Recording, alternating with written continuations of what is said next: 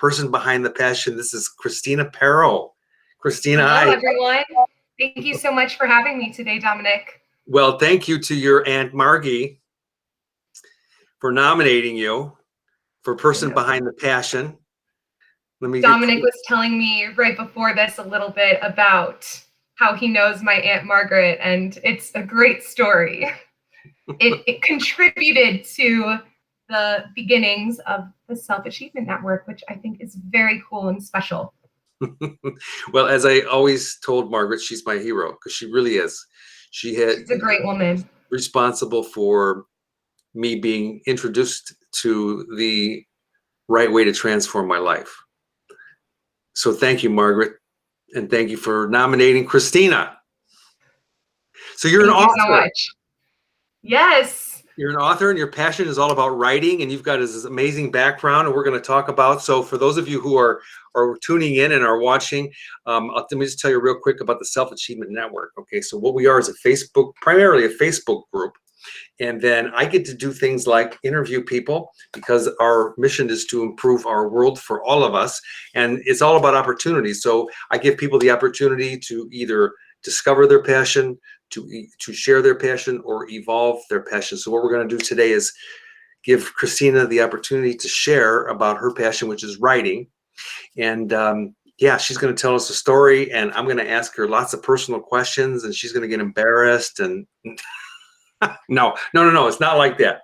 It's really all about your passion in writing. So tell us, so how did you why writing? I mean, why not anything else? I mean, there's like 10 million different things in the world to choose, and you got hooked on writing, and you have your book. I mean, to hear all about this. So tell us about how you got hooked on writing. It's funny because when I was growing up and when I was in college, I never considered myself even a good writer. In fact, I thought that I was on the poorer side of the spectrum.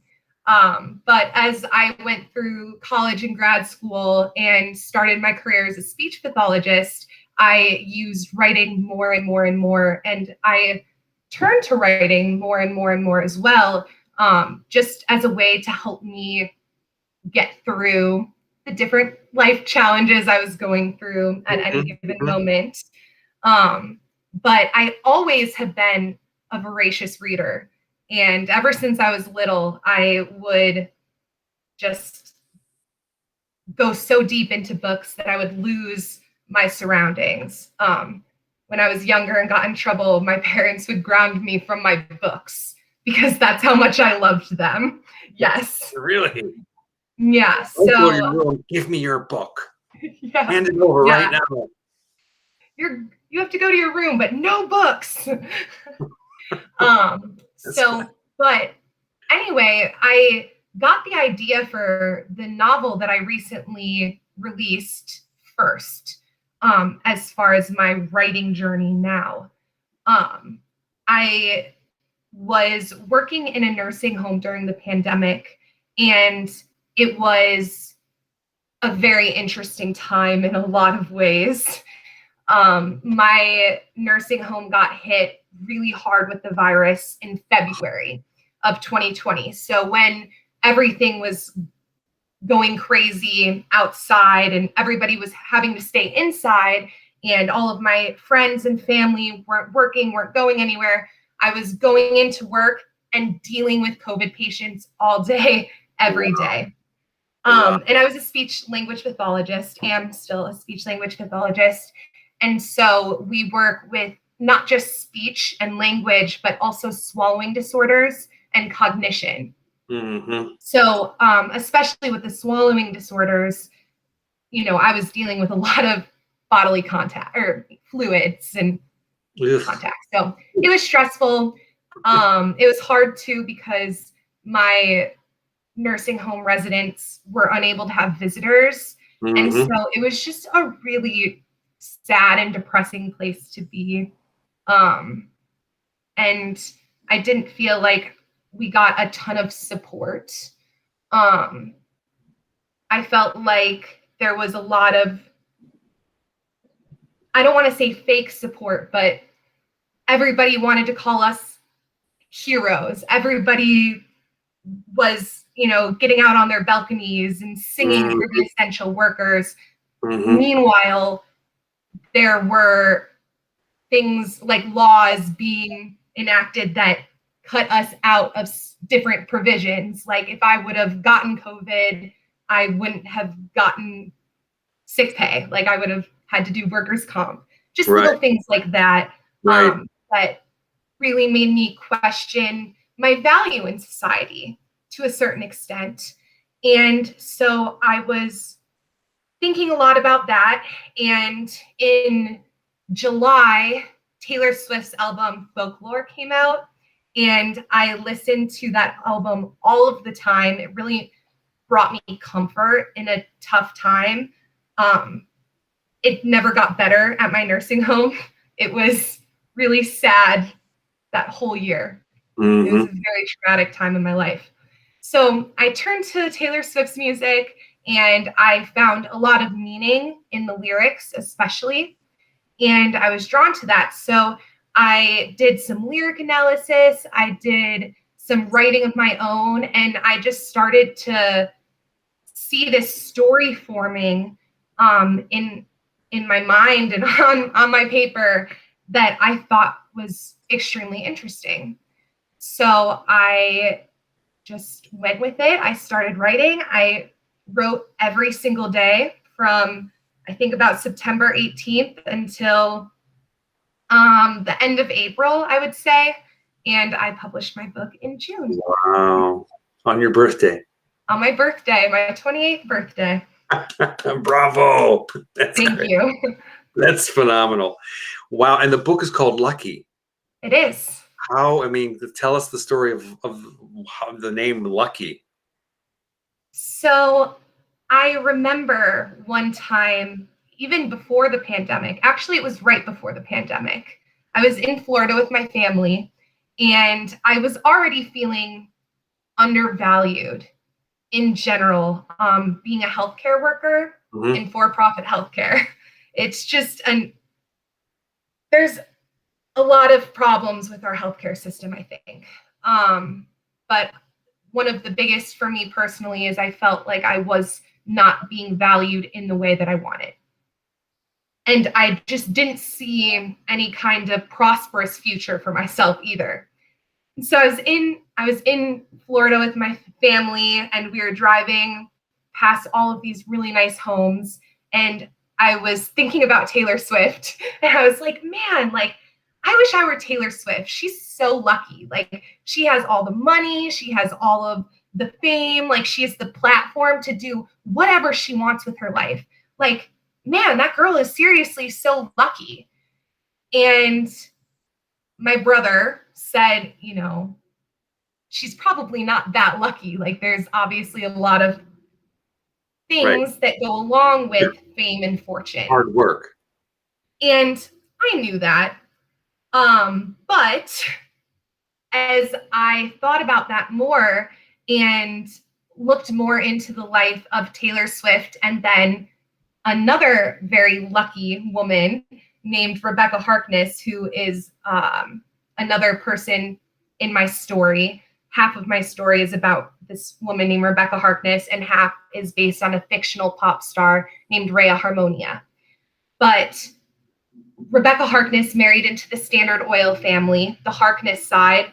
The two Harkness brothers partnered with Rockefeller at the beginning of Standard Oil. So the Harkness family owned like the same amount of shares as Rockefeller in Standard Oil. So they were fabulously wealthy. And Rebecca Harkness married into that family. A few years after she did, the husband died, and she inherited the entire fortune and was able to do whatever she wanted with her life.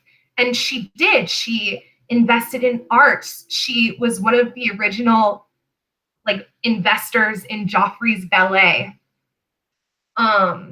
She was really good friends with Salvador Dali and many other famous artists and creatives at the time. She did everything you would think that you would do if you had that money, and her story ends in an epic tragedy. Wow. And not just her story, but the story of her children as well. And as I was reading and learning about her story, I realized that lucky, just like the term lucky, just like anything else in life, has two sides to the coin. Wow. That's incredible. That is incredible. So you took this song, this lyric, and then this whole thing just blossomed into this whole gigantic book, and that's amazing. We hear these stories all the time about how these people, like who's the one, the actress, Norma Jean was her real name, the famous actress that she had everything and she ended up committing suicide. Um, We see that happen so often. yeah, I mean, it's just like, because yeah, we see that a lot. So And I think that we even see it in the story of the collective. I'm sorry to cut you off, but we're living in one of the best times to be alive, where more and more people than ever are able to have a pretty high standard of living. And there's just so many great things about being alive right now. Mhm. But yet there's also more mental health issues than there's ever been. There's so much violence. There's so many drug problems. There's just so many problems. Mm-hmm. And how does it go? Something that comes with the good goes with the bad, or something like that. You got to have like the spectrum. The more good that we have in the world, and the more prosperity, and all this other stuff is also happening too at the other side of it. To balance it out. Right. And I was exploring in my book the idea of that in your own life. Like, what happens if you are way up here in fame and fortune? In your life, is there also going to be something on the negative end that balances it out? And I think that in many times that is true. And that's just an interesting concept. Mm-hmm. Something Wow. I've been exploring a lot. So that's the gist of the book. Yes. Yeah, I would say that there are two sides to everything. But there's also a place of transcendent, harmonious balance that's not in the middle, but it's right about in the middle. It's right at that golden section, where you, I think, can find your most satisfying life. I wouldn't even say happiest, because happiest is one of those spectrum-y type things where, you might be really happy one day, but how do you even know you're really happy unless you have those really sad, really bad days to balance it out and to even make you aware and grateful for what you have? Right. Something to compare it to. Mm-hmm. Yeah, that's you have to come back, and we could do a whole series on that topic. Oh, I would love that. Months and months and months. So you did all this research, and you found this, I mean, the true stories of some of these people you mentioned. Tell me the character's name. Rebecca Harkness is based on a true story. Yeah. Okay. Mm-hmm. So, but it's a novel is a. It's fiction, so it's fiction, not right? It's not real. But it's some of it's real. Yeah, so it's historical fiction in the sense that the details as a whole are correct. Mm-hmm. And I go into a bunch of different historical, I don't want to say tangents, but kind of plot twists. Plot twist, yeah, about different members of the people's families at different times in America, that I see parallel today's day and age in a way, and I see that history repeats itself. And so I wanted to paint a picture that isn't necessarily always the picture shown in history books, but is something that happened as well. I just tell it as a story. Interesting. Wow. And you have it published. So do you have a copy of it that you can hold up so we can see? I do. I knew you would. That's great. Lucky, a novel. Yes. Kristina Parro. And so it's kind of got a glare, but this is that pop star I was telling you about, Rhea Harmonia, but it's actually me on the cover. Come on, that's you? A picture of you? Yeah, I designed the cover. So this book is self-published. I actually opened a publishing company to publish this book. So that Good means for that I did you. everything. I arranged the editing, I did the cover design. My book also has full color illustrations, which I arranged for that to happen. I'll show you that in a minute. But for the cover, I got together with a friend from high school theater, and he got the lights and the fog machine going. And I had another friend take some pictures, and then I got my cover. That's so awesome. Mm-hmm. So cool. And then, like I said, there's some full color illustrations in here, which are pretty cool. I'll show you one of Rebecca Harkness. So this, Uh-huh.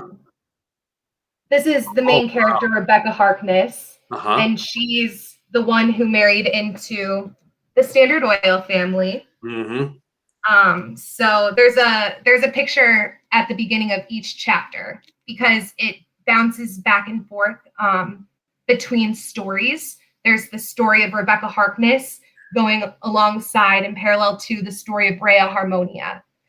And they connect together because Rhea Harmonia buys Rebecca Harkness's house after Rebecca dies, and Rebecca leaves behind little clues that help Rhea Harmonia answer some more existential questions that she has in her life. You're a trip.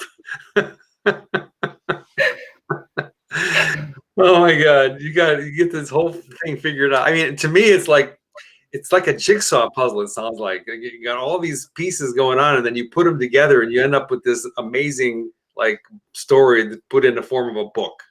Congratulations. Thank you so much. It did feel like that too. It felt like there was a puzzle that I was unlocking that was in the world. Like, in a way, I don't feel like I feel like I discovered this story more than I feel like I wrote the story in some ways. Oh, that's amazing. And It so, was okay, a fantastic adventure to write.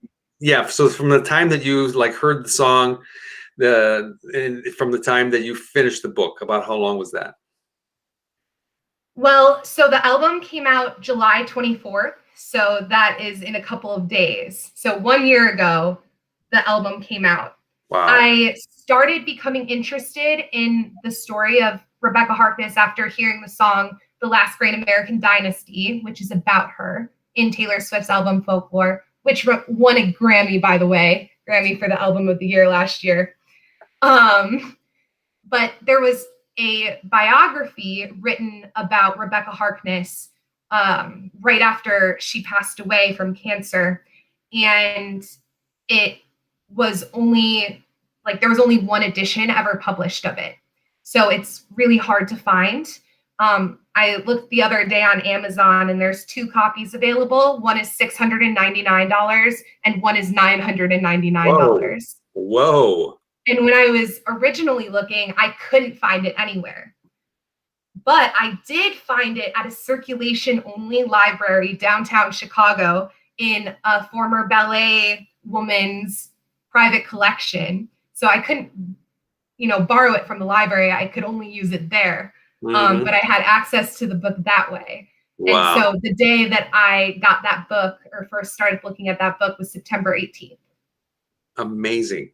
That's such a short period of time. I mean, my gosh, it took me like 2.5 years to finish. 2.5 years is pretty good though, too.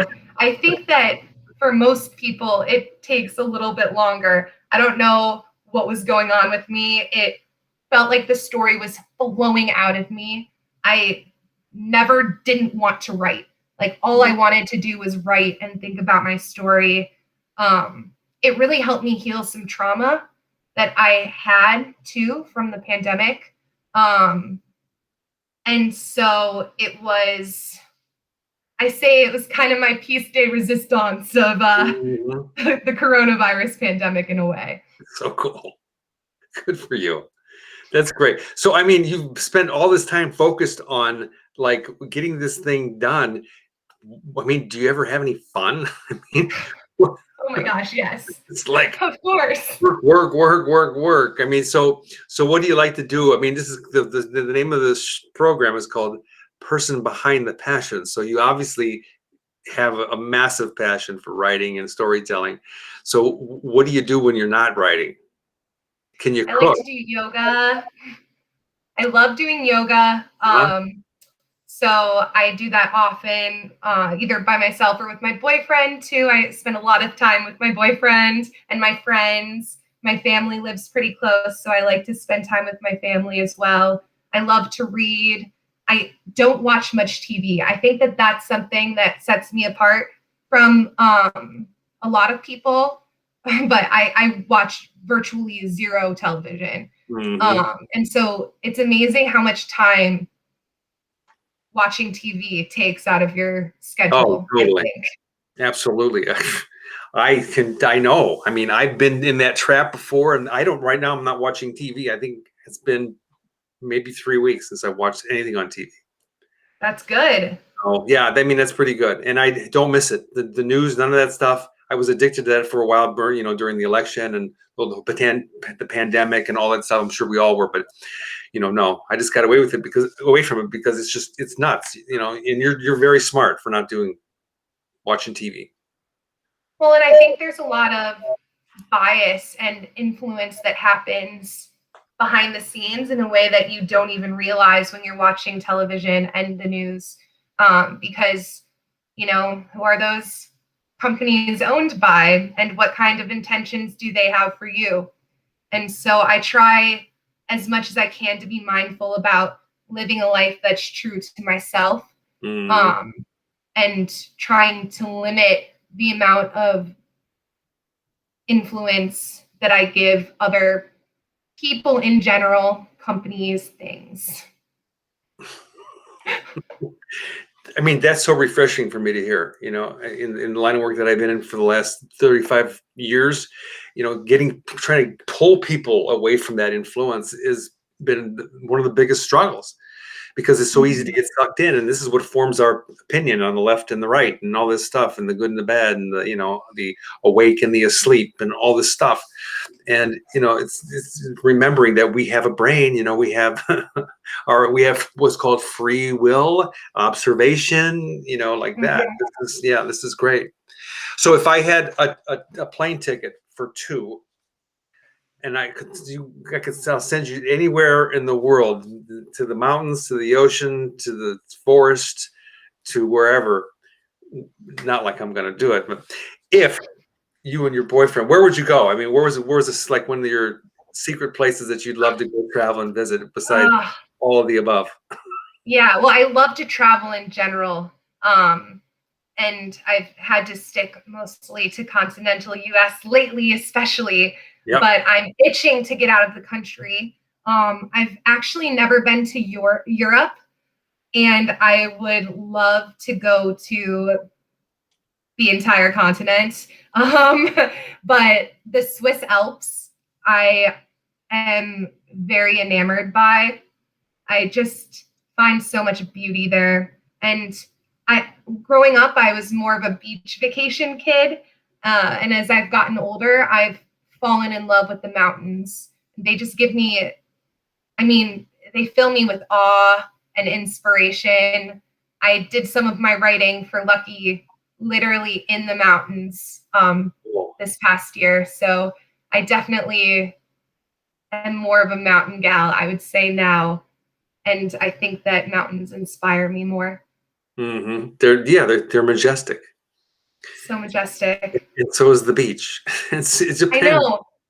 Well, and California is great because you get a little bit of everything there. You can get the beach and the mountains Mhm. and the national parks and Yep. forests. Hmm. So it's a great place too. It's a great place, yeah. And I mean, I can attest that it's changed for me too because I've been able to see like the rainforest in Australia, which is just like Here's how I can describe it. Yeah, I actually went to Australia and to the rainforest Have as you been well, there? and so That's beautiful, so so. Tell beautiful. us about some of the places that you've been. Well, when I was in, so I'm only 28, so I I've was only going to been say, yeah, traveling like as you've an done a lot adult. so far. Right, right, for a couple years. But luckily, when I was younger, my family took my brother and I on a lot of family vacations. But a cool vacation that I went on when I was in 8th grade was my Australia and New Zealand trip. I went with this organization called People to People, Hmm. and they're a group that they call it student ambassadors. And so we went on a 3 week, I think it was a 3 week trip when I was in 8th grade, which was Wow. the coolest thing in the world for me. And I just got to hang out with a bunch of kids my own age as we saw all of the different sites in Australia and New Zealand. We went to a sheep shearing farm. We went to the opera house. We went to the rainforest. Did you We get went, I had a homestay. Did you get a picture taken of yourself standing next to the opera house? Of course. I did too, Did but you guess even what? go to Australia if you don't? I know. I got the same picture next to the opera house, except my hard drive crashed and I lost like 1,000+ photos. My whole life was Oh, like gone. But yeah, technology. I know the photos are really important. But congratulations. So also New Zealand. Hmm. That's like I hear that's all like lush trees and stuff there. Oh, it was Your mountains beautiful. are It cool? was so beautiful. But what was really unique was that I got to stay with a family for almost a week there, I think, and really got immersed in the New Zealand culture, which that was my first time really experiencing a different culture in that way. And it was formative. It was quite interesting. New Zealand isn't that different from the United States in the way that some other countries are, but Mhm. it's still quite different and still just, you notice things that you otherwise would have taken for granted. I think it makes you more mindful, which I think is really important. Absolutely. Wow. That's amazing. So where else? I've been to almost every state in the United States except for Alaska, which my one of my best friends just moved to Chicago, which I'm excited about, but she was living in Alaska for a year and I never got a chance to visit her. Mm, And so I was bummed about that. She has some beautiful pictures and memories from living in Alaska. So I think I've been to every state but Alaska. So I need to really? go. How And about then I've been to wow, Jamaica. Utah? Utah? Yeah, I have been to Utah. Montana? Yes, I have. Nevada? To Bozeman. Wow. That's great. Yeah, I mean, so I that's really, really love to travel. at 28, think about that for a second, right? I mean, how many people do you know? I mean, I'm just asking myself, how many people do I know have been to 49 of the 50 states by the time they were 28 and an author and have traveled, like I mean that's pretty amazing. So good Well, for thank you. you. Thank you. But we are living in a really amazing time to be alive because, 50 years ago, it was not as accessible for people, even 25 years ago. Hmm. So I'm really thankful for the time that I'm in too, because I know that I am lucky for having all of these experiences. And that's part of what started getting me thinking about the whole idea of lucky in general, because I was sitting there so miserable all of the time, yet I was lucky compared to, so many other people in so many different ways. And that was just a sobering realization. And it's just, yeah, Yeah. interesting. We forget that all the people that came before us, they've been laying railroad tracks and they've been building buildings and airplanes and designing them and dying on the dams and all this stuff. I mean, all that we forget they did all this work, and oh, I can't believe I can't go on vacation. It's like, I really? know. The people just I don't, know. in general, we don't, and I even forget about that too, It's like get on the highway and I'm like, you know, get a little bit of road rage and I forget, wait a minute, how lucky am I to be driving a car when there's all these people in some of these countries? I was just reading yesterday, there's like how many 27 million people are fugitives, and half of them are under the age of like 10 or I'm so sad. it's like, are you kidding me? We forget about this stuff. All these organizations that are working their butt off to create better conditions for all these people, and then we're like, they gypped me on my French fries. I didn't get any ketchup. Yeah. It's just about, the story that you're living. We talked about this a little bit before we started on live here, but that was something I explored a lot with my book too, is, I think I use this analogy, like just like fish aren't mindful of the water that they're swimming in, like we're not mindful of the stories in which we exist. Mm-hmm. And at the end of the day, if you think about it, like most of our life is just stories. I don't know if you've heard the phrase like turtles all the way down.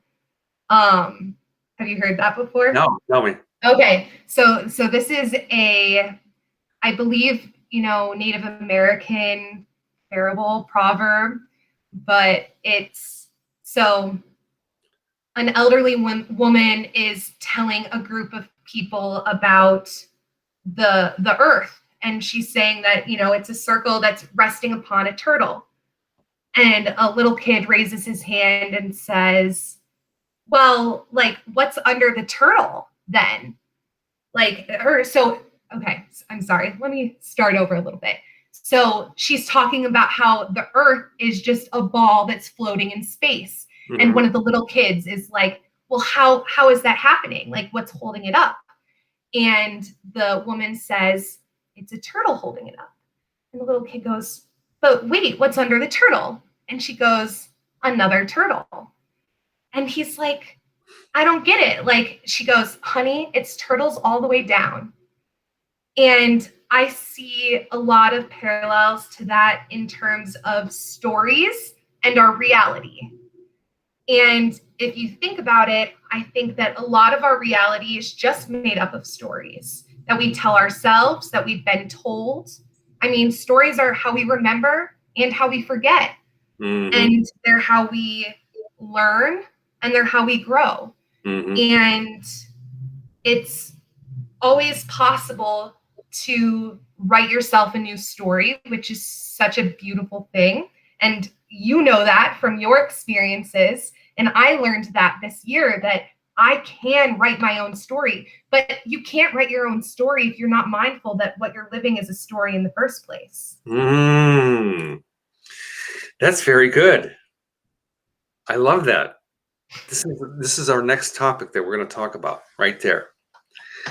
Turtles all the way down. That's it. I mean, that's great. And it's so true. I mean, if we don't really realize that we're in a story already, how the heck can we rewrite that story?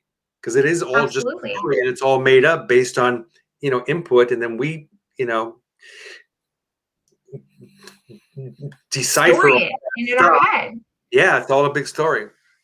Well, and so I saw your book earlier about like the psychology of was it the psychology of the inner man or psychology of the inner demon or something? And I'd be interested. It's possible evolution. Oh, okay. So then maybe it's not about mythology, but Carl Jung believes that like mythology is so important in our lives because it makes up the archetypes of who we are and who we can be. And so there's stories that repeat in our subconscious and our collective subconscious on individual and larger scales. And so I think there's a lot of power in storytelling and hearing and listening and analyzing stories.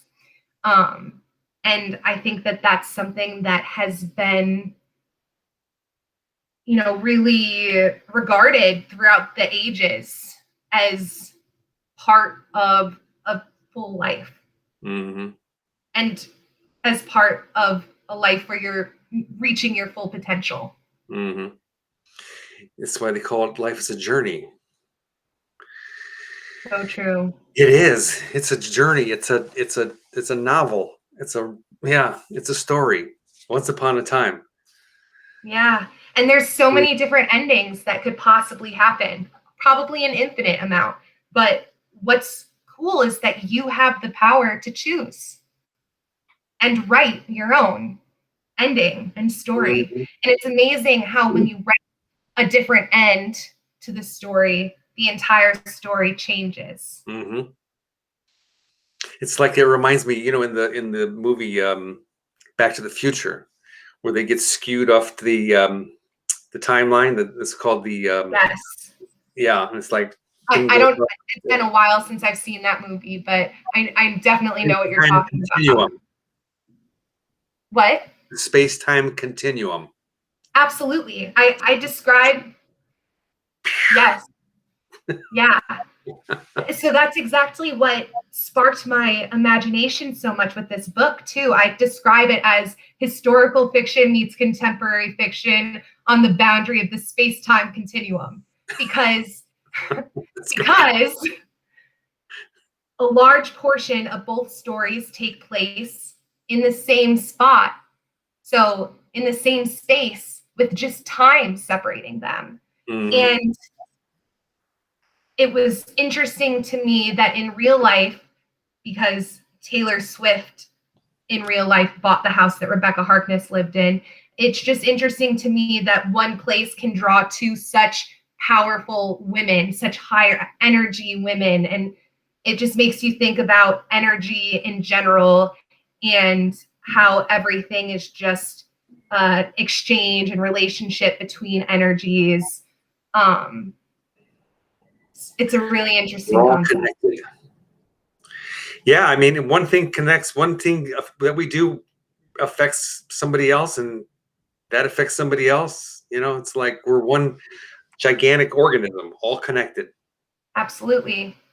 And that can be overwhelming, but it's also really powerful, because you realize that with just a small change inside of yourself, you can hopefully inspire collective change in a way. And I don't even know if inspire is the right word, because like once you've changed within yourself, I think that just starts a chain reaction, and that starts changing the world around you as well. It's true. It's really true. You're so on track. I mean, that is exactly the way that it is. That space-time continuum. You want to change your life, if it's going in this direction right now, there's got to be a point where you decide that you're going to go this direction and change the course of your life. And and that one thing, that one change, whether it's in health or maybe with a career or writing a book or whatever it may be, that's going to affect every other area of your life. It'll impact in like you said, infinite numbers of ways. So yeah, I mean, we have full total control, 100%. We can change. And I was thinking too with my book, during the pandemic, was I started thinking about my life. Well, also, and because I started paying more attention to the stock market and the ebb and flow of prices in the stock market throughout time, and the patterns that can be found in there and stuff. And the theory that is behind analysis of the stock market has to do in a way with the same principles that guide chaos theory. And if you calculate that mathematically, it comes down to the golden ratio. The golden ratio, you mentioned it again. Yeah, that's right. So the golden ratio is a number that has been regarded throughout the ages. I feel like I keep saying that, but it's been found encoded in the pyramids, It's encoded in the work of Leonardo da Vinci, Salvador Dali, some of the most famous poems and literature throughout the ages, and it's also encoded in natural phenomenons and psychological phenomenons. And as I was discovering that this past year, I just felt my world open up in so many new, more positive ways. I can just keep going. I can sit here and listen all day. It's like watching a great movie. Oh, thanks. I appreciate that. I feel like I'm in one of those personal growth seminars. Maybe, Well, maybe that's your, I've had definitely a transformational experience over the past year. I know. And what's cool about my book is since I wrote that during that time, I hope that some of that resonates with the reader as well. Where do we find your book? I mean, we've got the link and it was posted on your announcement, but I want to repost it here. Is it like an Amazon thing or is it something different? Yeah, so you can buy it on Amazon. There's a paperback version on Amazon, and you can also get the ebook. It's also on Kindle Unlimited, if anybody has that, so you can read it for free on Kindle Unlimited.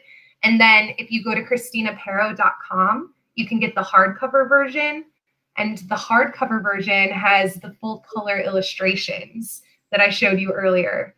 Mm-hmm. So the hardcover is pretty cool. I'm pretty proud of it. Great. So you did all that background work, all that infrastructure stuff, all yourself. All myself. Man, you have a masterclass in the works. Oh man, it's been such a great experience because I was feeling you can read in my prologue. The prologue is not really from my perspective. It's from the perspective of a character named Abby, who has very similar life circumstances as me, which you find out throughout the book. But it's written from the perspective of an essential worker who was working during the pandemic and feeling like she was trapped in a hamster wheel that was inside a cage that seemed like it was impossible to get out of, that it was locked and that I would never find the key. And so that I don't know. So you can just read that to find out more, I guess. Okay. Forget where I was going with that. This is so much fun. So, okay, with all that going on, everything that you've accomplished, can you cook? So my boyfriend and I actually have our own food Instagram too. We Oh, love to come cook. on. We love to cook, and I love food photography too. I think that it's very fun, fun way to add mindfulness to your eating too, and not just make it feel like, oh, I'm cooking just to consume it and be done. It's just a lot of work when you think about it that way. But when you add a little fun into it, I really enjoy it. It's great. So, okay, so if you were sitting in a nice restaurant, you're with your boyfriend, what would he say is your favorite drink? What would he order you? Honey, just order for me. What would he order for you? Drink. Ooh, that's a tough one because I also love cocktails. I think that he would probably order me I think he would order me a whiskey and ginger ale, if I'm being honest. But like my favorite drink, I love Saint Germain. It's this elderflower liqueur. And so I'll mix that with lemon and vodka and make a little martini, some simple syrup. And I would say that that's probably my favorite drink. Okay. Music genre. What's your go-to? I would say indie pop. So like more upbeat, but kind of acoustic and just like chilly, like you can chill and do yoga while you're listening to, not like crazy dance party music. Okay, drop a few names. Band names or artist names. Yeah, like Mumford and Sons, Neon Trees, I'm right there with you. Young the Giant. All of them. Yeah, I got you. Yeah. But I mean, I love music in general. I don't really discriminate. I try to listen to new music as much as I can. So But we hate country music over here. No, I'm not. I I'm not. am not a country music fan either. I don't hate country music. I enjoy some of it. Some of it I just can't. I just can't get down. No, I feel the same way. When's the last time you rode a bicycle? Oh man. Actually last summer, which I wish it was this summer, but I have a small apartment and nowhere to house said bicycle. But last summer I rented a bike with some friends and we rode down Lakeshore Drive by the lake in Chicago, and it was really nice. Mm-hmm. Interesting. Interesting. Have you been up the towers, what's it called now? Willis Tower used to be called the Sears Tower. Have you been up there? I did when I was a kid, but I haven't done that recently. No. There are some great rooftop bars though in the city that gives you a very similar vibe, but are a little more fun. Okay. Would you rather go skydiving, parasailing, or bungee jumping? Parasailing like off of the side of a mountain. Ooh. Ooh. Probably parasailing. But I have been wanting to go skydiving. It's on my list. But parasailing off a mountain like that sounds really cool. I've done parasailing from a boat where I'm on a string and they're just like dragging me along. And that's fine, but it would be fun to do that. Oh yeah, when you're completely, when they disconnect. I mean, when you go off the edge. I saw I was on Instagram yesterday and saw these guys do this right off the side. I was just like, wow. Now I've skydived before, and that was amazing. I passed out as soon as I left the plane. I was like, and then I go, oh.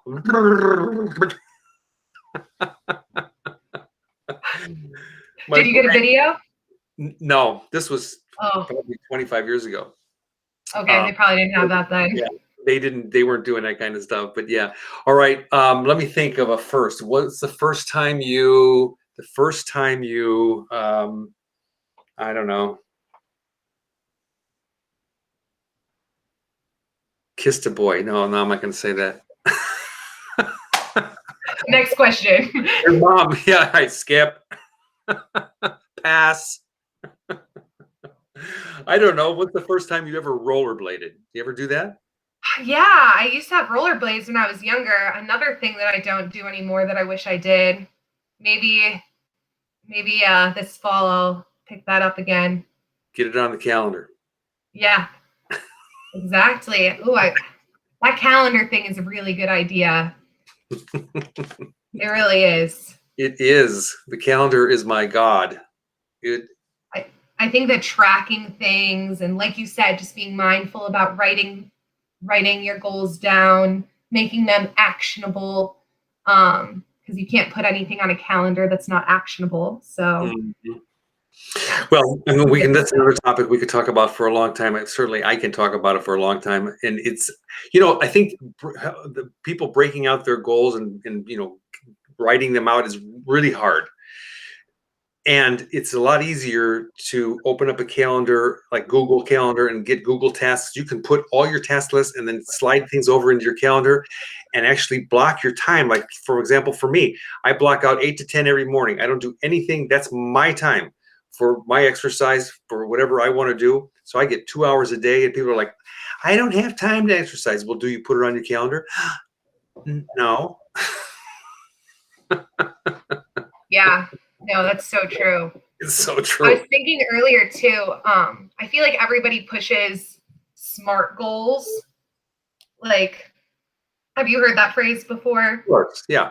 Where is it SMART where it's like, I forget what the S is, but measurable, specific, measurable, actionable. R is yeah. Well, anyway, I feel like that reachable, or attainable. There's attainable and there's whatever. Yeah. T is time bound. Okay. So I think that there's some good principles in SMART, but I think that a lot of true life goals are more abstract than that. And I had to write, SMART goals all the time as a speech pathologist because we are constantly having to write goals for our patients and just work on something that would lead to them reaching that goal. Sure. And that's always been something that's kind of hard for me because I just don't feel like life is that black and white a lot of times. Yeah. So I like that with the calendar, you're not doing that. And with the time, like, then you can just work without attachment too. Yeah. Because you don't want to be so like soldered to the end results, because I don't think that things ever go exactly as you think that they will. So I don't know.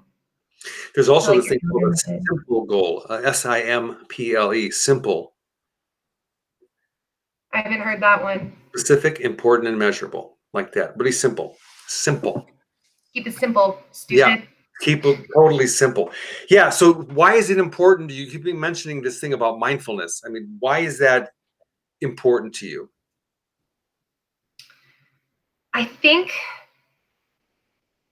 man, why isn't it important to me? When I was a kid, I think that I lived mindlessly in a way.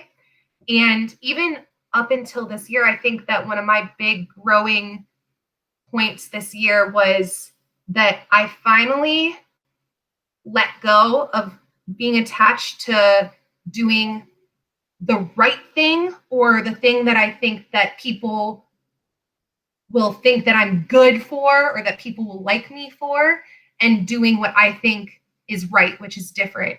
And so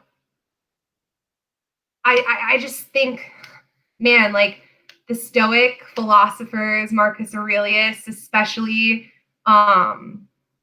attribute a lot of their success to mindfulness and meditation. There's a lot of research out there now that talks about how mindfulness and meditation is so helpful in so many different domains in your life, but especially cognitive.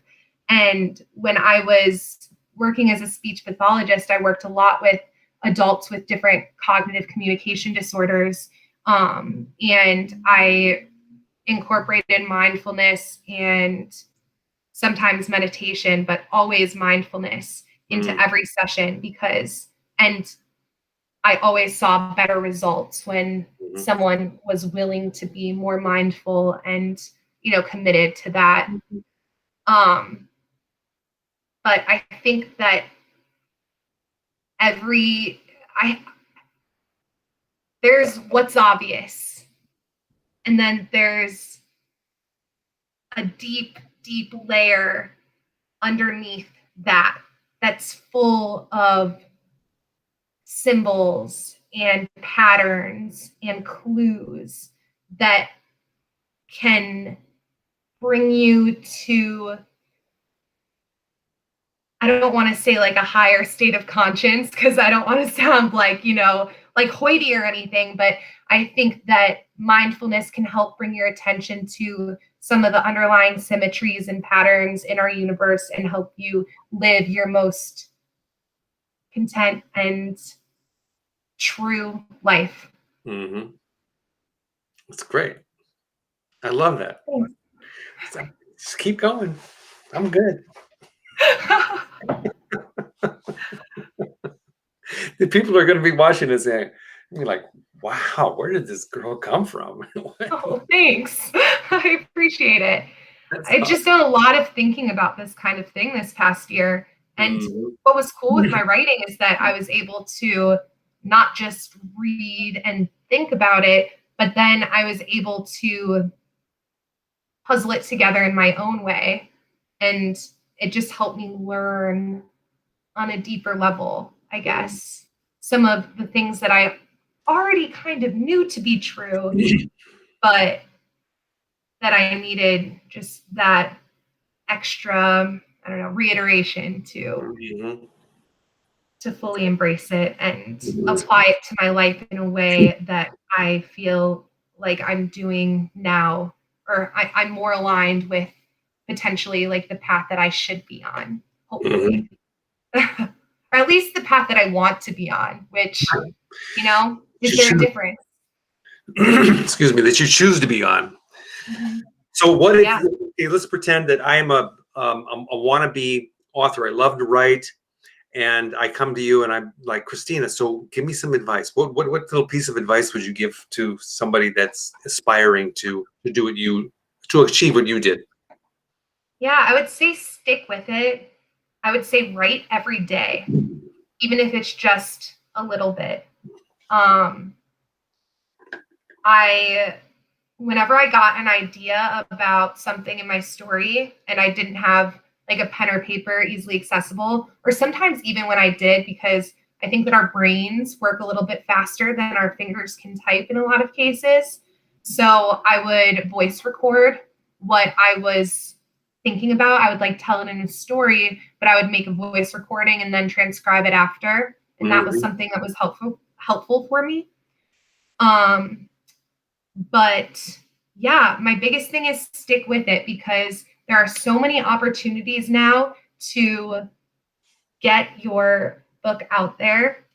And if you have a story that you think needs to be heard, then let that drive you. Mhm. And that's kind of how it was for me. The back of my book says the tragedy of the American dream. And that's kind of, what I felt at many points throughout 2020. Um, and as I was learning more about that and trying to really figure out how I felt about that, I, I came to the conclusion that everything is not a tragedy. But I, felt like I was seeing this tragedy in history that could very easily repeat in the future. And for me, that's kind of what drove to, I think, my passion for it is that I really, wanted to bring people's attention to how things in the past are very similar to right now, and how, if we're not careful, the story of the collective will end as it has with empires and generations before. Um, I talk about the idea of shirt sleeves to shirt sleeves in my book, which is another old parable, and it's a parable in multiple different cultures. But the general idea is wealth doesn't last more than 3 generations on smaller and larger scales. Wow. And it's only when you are mindful, and not just mindful, but like mindful of it in like a mindful of almost everything, can you help that story change for you and your family. Yep. But it starts by being mindful in the smaller sense. Hmm. It's so true. And that's great advice. I mean, I think that the idea is that for me, my personal experience was exactly what you said. It was persistence using the voice recorder, because it comes. And even now, I'll be in the car and I was like, "Where's my phone?" I mean, give me my phone, and I'll fire it up, and I'm talking into it because I want to capture those thoughts. When are you going to do your master class? The 5 simple steps to get a book published in 6 weeks or 10 months, whatever you did, or less. 10 months. Man, I mean, that the time factor of it does make me unique, but there are a lot of online resources for people who are trying to, publish their own book. Sure. Um, the writing of the book is one thing, and then the publishing is another thing. Totally different, right? And the publishing is not as simple as it seems at first glance, but it is not prohibitively difficult. And especially if you're just publishing on Amazon or Ingram Spark or some of the other independent publishing options that are available right now, it it takes very little upfront investment, and at least like, so like I also did hardcover, so I went with an outside company and, had to do all of that. Had I not done that, my costs would have been substantially reduced. And that, so it's a low cost of entry, I guess. Could be actually, you could do it for zero.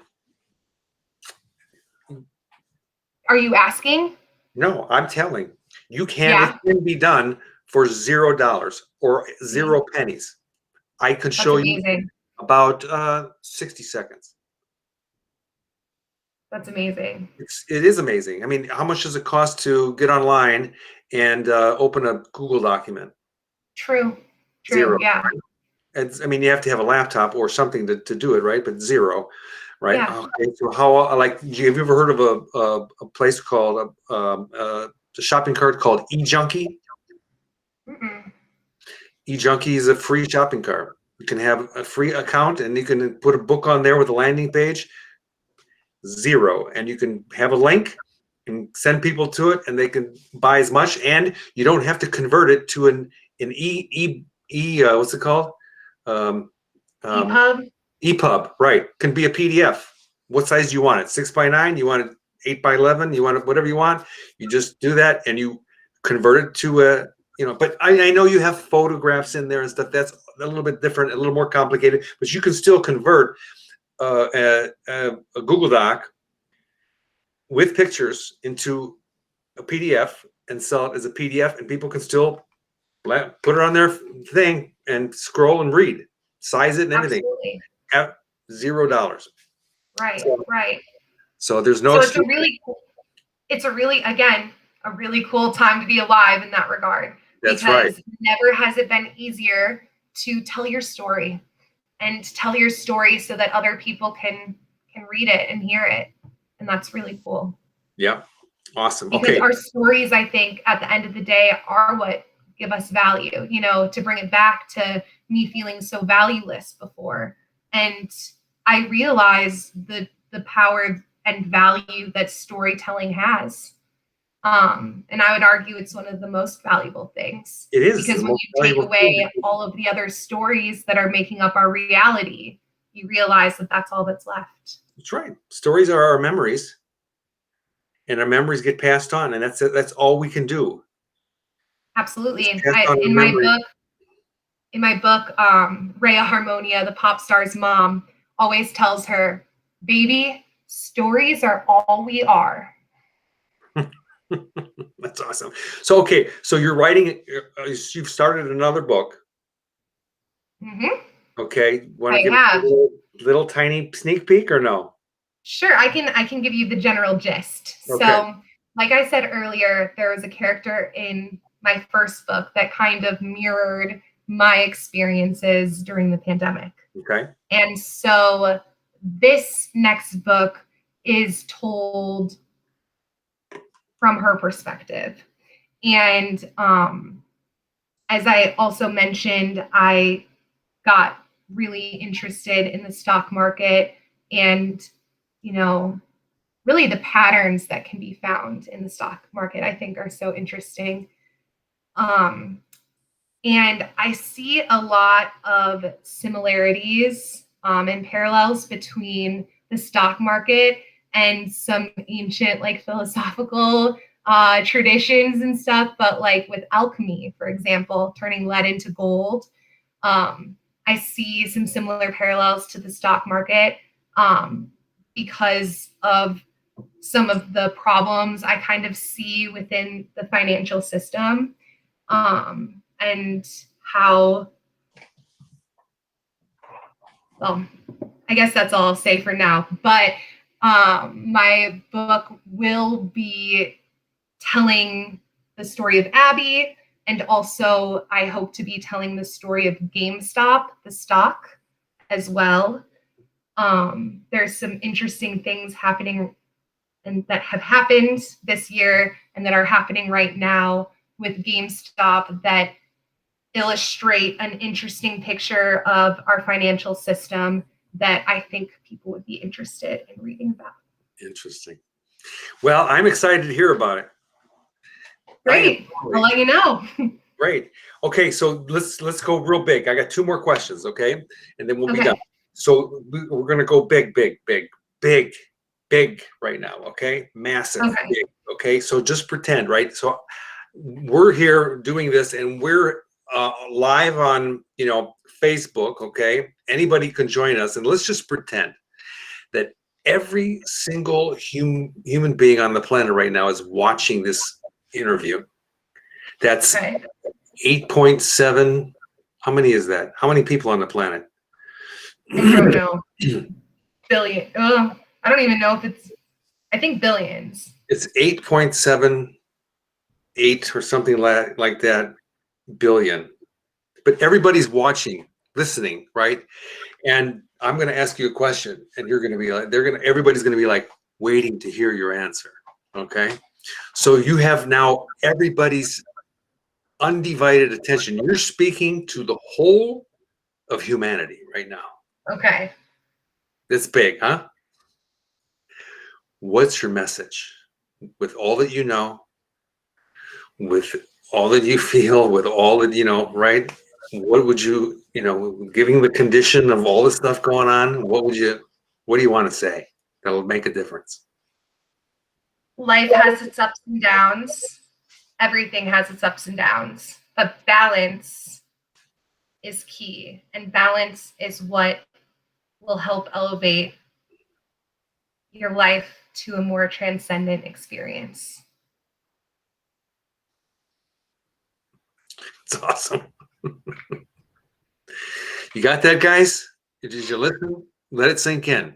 Hit the replay. Easier said than done. I'm 100% aware of that. Rewind, yeah, and listen to You it. can look to your favorite things to help you find that too. Music paints a beautiful picture of Awesome. what I'm talking about. Awesome. And read my book to learn more. You're pretty mindful for a 28-year-old, by the way. Oh, thank you. Appreciate that. That's great. Okay, so what would you like to say to Aunt Margie? Oh. Aunt Margie is the best. For my whole life, everybody has said that I'm Margie's twin. She's No, don't say such she. a, Talk to her. To pretend like you're saying Aunt Margie. Okay, Aunt Margie. You inspire me every day just by being who you are. You are selfless and full of so much passion and happiness. And you light up the world around you, whether it be in the classroom or in the family or the other amazing things that you do in the community with Kids for Peace. You are an inspiration to everyone. So thank you for that. And thank you for my nomination today. And I love you. And I love you. But she already knows that. She already knows that. And I love you too, Margaret. You already know that too, my hero. Thank you so much. Well, you have been fabulous. I am like, thank you. It's been a pleasure talking to you the whole time, even before we went live. I enjoyed hearing your story, and I enjoyed the questions that you asked today. It was a great conversation. We'll do it again for sure. Absolutely, I would love to. Pick out, some topics. I mean, I think you have just, a wealth of knowledge and wisdom. So. Oh, thank you so much. You're very welcome. You're going to do great with your book. So this is what this is for. So all of the people that are in our network, you can all support Kristina. You can go to, if you found this, what she's talking about, her book, to be interested, we're going to leave the link. You can go buy it, and not just in support of her, buy it to learn some new things. It really sounds really intriguing. And yeah, so we'll come on again, and then we'll just continue the conversation. Awesome. And last thing, reviews are the most important thing for an independent author. All of the algorithms and everything online are dependent on number of reviews that I have.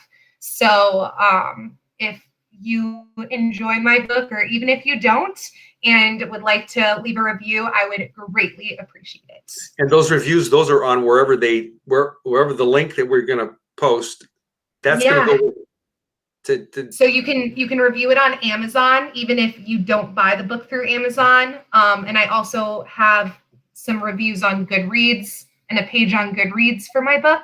So either one would be great. And you have it can those links? be as simple as I liked the book. Great. And you have those links.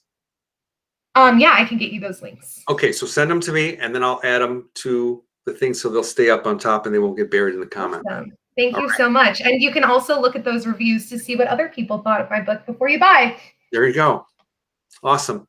Okay, everybody. And I just want to say thank you all for watching and listening and for joining us here in the Self-Achievement Thank you, Network. guys. It's always a privilege to have you here. And thank you, Kristina, and to Margaret. Thank you so much for nominating her. And I wish you all the best. And I can't wait to do it Thanks, again. Dominic. You too. It's really right. cool what you're doing. And I love to hear about your transformations as well. That's what we're here for. I love it. You're really welcome. Great. Okay, have a fabulous day. We'll see you next time. And send me the links, okay? I will do that. Okay. All right, Dominic. Have a great day.